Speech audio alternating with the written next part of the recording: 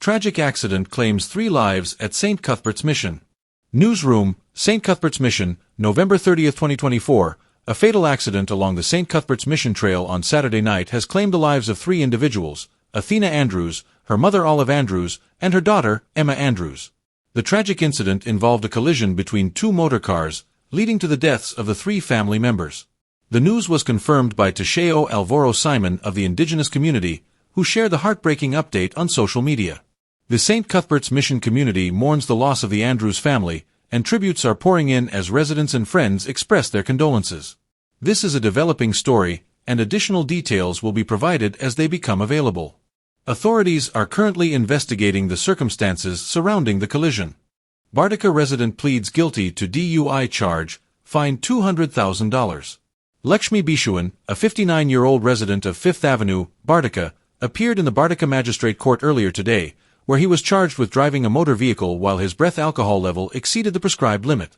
The charge was brought under Section 39A(1) of the Motor Vehicle and Road Traffic Act, Chapter 51:02, as amended by Act 17 of 2022. In court, Bishuan pleaded guilty to the charge, and his worship magistrate Tariq Muhammad sentenced him to a fine of $200,000. Should he fail to pay the fine, he will serve a term of 3 months imprisonment.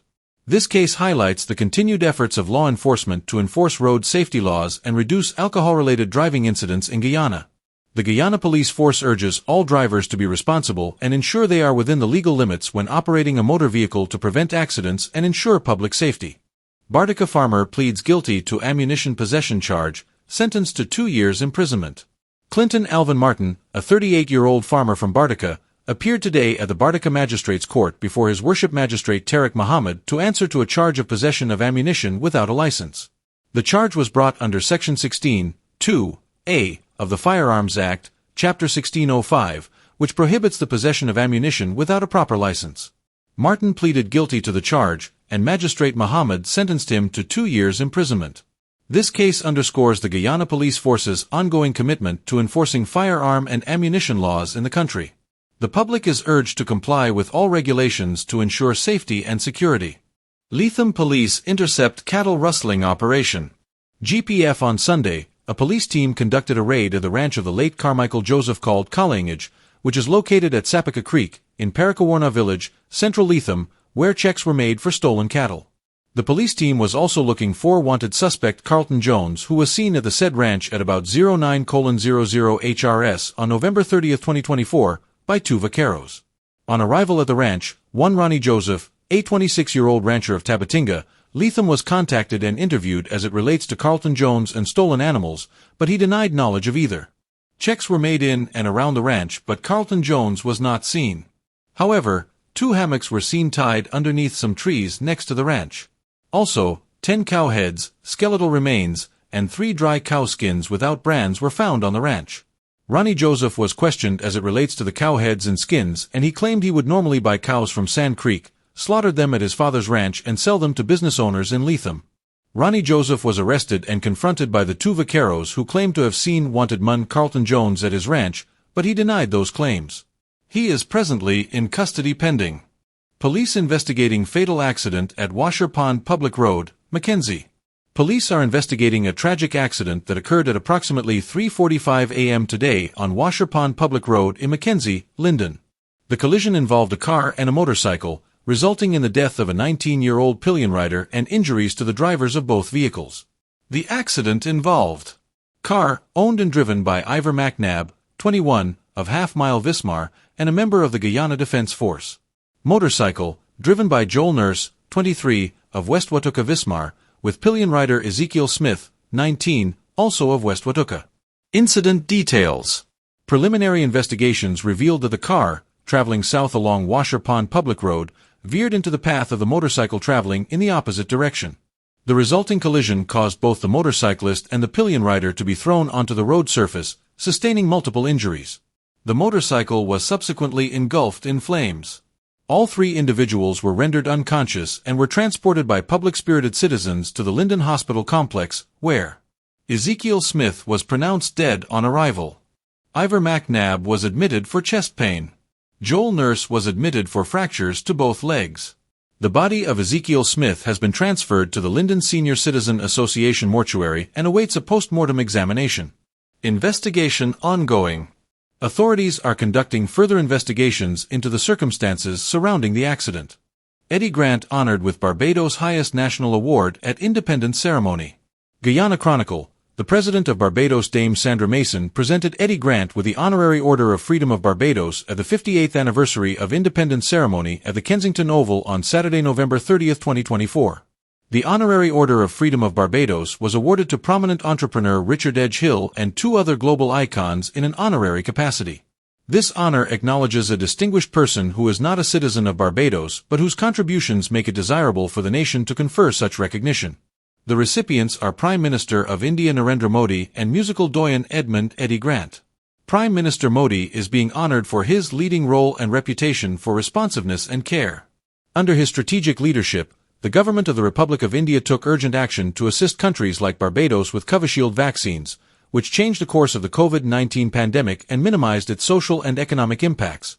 Eddy Grant is being cited for his exceptional achievements as a global cultural icon, innovator of unique music genres including soca and ringbang, vociferous promoter of indigenous music, socio-political commentator, and matchless talent as a singer, songwriter, and multi-instrumentalist. The OFB also honors Grant's excellent contributions to the development of local, regional, and international recording artists. 79.4 grams of suspected narcotics and over $270,000 seized at Port Kaituma. Police ranks in Regional Division No. 1 seized 79.4 grams of suspected narcotics and $270,320 in cash during a search operation on Sunday, December 1, 2024, at the premises of 2 businessmen in Trainline, Port Kaituma, Northwest District. Acting on intelligence, a team of officers led by an inspector conducted the operation at the residence and business premises of Lancelot Glenn, a 40-year-old businessman, and George Whitaker Hope, a 31-year-old businessman. Upon arrival, officers observed George Hope sitting outside. On seeing the ranks, Hope hurriedly ran inside, locked the door, and turned off the lights, raising suspicion. After several minutes of knocking, he eventually opened the door and allowed the officers to conduct a search. During the search, a black plastic bag containing 113 small transparent Ziploc bags of suspected cannabis was discovered on a table. The officers also found cash in various denominations totaling $270,320, suspected to be proceeds from narcotic sales. Hope was informed of the offense, and when cautioned, stated, "That's all I have, officer." He was arrested and taken to the Port Kaituma police station, along with the seized narcotics and cash. Contact was later made with Lancelot Glenn, the second occupant of the premises, who denied knowledge of the narcotics but was also arrested. Both men are currently in police custody as investigations continue. The suspected narcotics and cash have been marked, sealed, and secured as evidence, and further updates will be provided as the case progresses. The Guyana Police Force remains committed to tackling the narcotics trade and urges anyone with information about illegal activities to report it to their nearest police station. More than 4,000 traffic cases reported during last week of November. The Guyana Police Force has reported a total of 4,276 traffic-related cases for the week of November 24 to 30, 2024, as part of ongoing enforcement efforts to improve road safety and reduce accidents. These results reflect the commitment of traffic ranks across all regional police divisions to ensure safer roadways throughout the country. Key findings from the traffic enforcement exercises include: exceeding the speed limit, 791 cases, with 190 tickets issued on the Heroes Highway alone. Failure to wear a seatbelt, 192 cases. Faulty packing of load, 76 cases, predominantly involving motor lorries transporting construction materials. Failure to wear a safety helmet, 297 cases, including instances where drivers permitted pillion riders without helmets. The total number of cases for the reporting period was 4,276.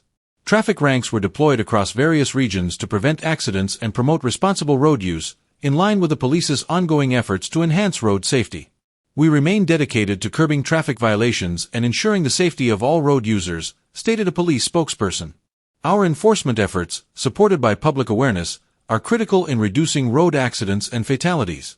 The Guyana Police Force continues to urge motorists, cyclists, and pedestrians to adhere to traffic laws and practice safe road habits for the well-being of everyone. Guyana's businesses impacted by shipping delays amid Trinidad and Tobago port strike.